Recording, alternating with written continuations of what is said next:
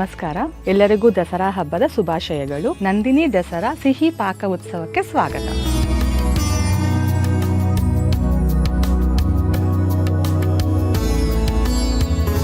ನಾನು ಪ್ರತಿಭಾ. ನಾನು ಈ ದಸರಾ ಹಬ್ಬಕ್ಕೆ ರವೆ ಲಡ್ಡು ಮಾಡುವುದನ್ನು ತೋರಿಸುತ್ತಿದ್ದೇನೆ.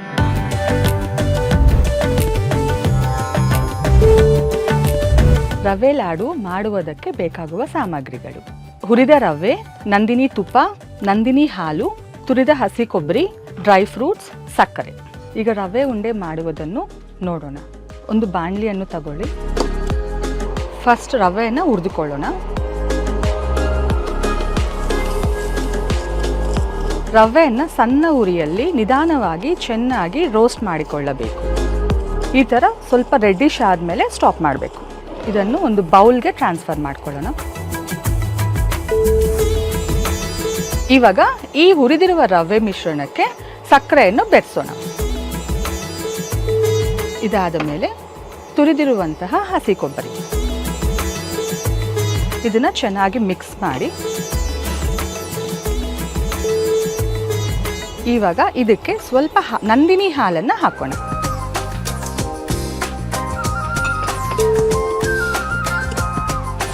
ಒಂದು 4 to 5 ಸ್ಪೂನ್ಸ್ ಅಷ್ಟು ಹಾಲು ಹಿಡಿಸುತ್ತೆ.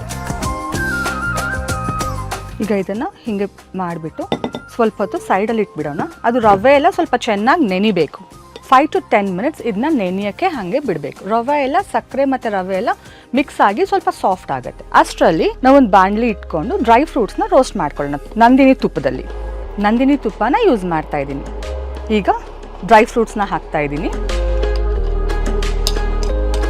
ಡ್ರೈ ಫ್ರೂಟ್ಸ್ ಎಷ್ಟು ಹಾಕ್ಕೊಂಡ್ರು ಅಷ್ಟು ಟೇಸ್ಟ್ ಚೆನ್ನಾಗಿರುತ್ತೆ.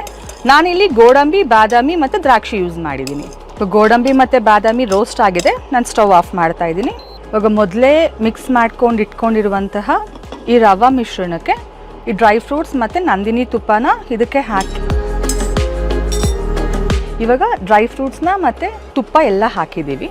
ಸೊ ಇದನ್ನೆಲ್ಲ ಚೆನ್ನಾಗಿ ಮಿಕ್ಸ್ ಮಾಡಿ, ಇವಾಗ ರವೆ ಸಹ ಸ್ವಲ್ಪ ನೆಂದಿದೆ, ಸಕ್ಕರೆ ಸ್ವಲ್ಪ ಹಾಫ್ ಆ್ಯಂಡ್ ಹಾಫ್ ಅಷ್ಟು ಕರಗಿದೆ. ಸೊ ಇವಾಗ ಚೆನ್ನಾಗಿ ಮಿಕ್ಸ್ ಮಾಡಿ ಉಂಡೆ ಕಟ್ಟಿದ್ರೆ ನಮ್ಮ ನಂದಿನಿ ಪ್ರಾಡಕ್ಟ್ಸ್ ಯೂಸ್ ಮಾಡಿರುವಂತಹ ರವೆ ಉಂಡೆ ರೆಡಿ. ಇವಾಗ ಎಲ್ಲ ಚೆನ್ನಾಗಿ ಮಿಕ್ಸ್ ಆಗಿದೆ. ಇವಾಗ ಕೈಯಿಂದ ರವೆ ಉಂಡೆನ ಅವರವರ ಇಷ್ಟದ ಪ್ರಕಾರ ಉಂಡೆನ ಚಿಕ್ಕದಾಗಾದರೂ ಮಾಡಬಹುದು ಅಥವಾ ದೊಡ್ಡದಾಗಾದರೂ ಮಾಡಬಹುದು.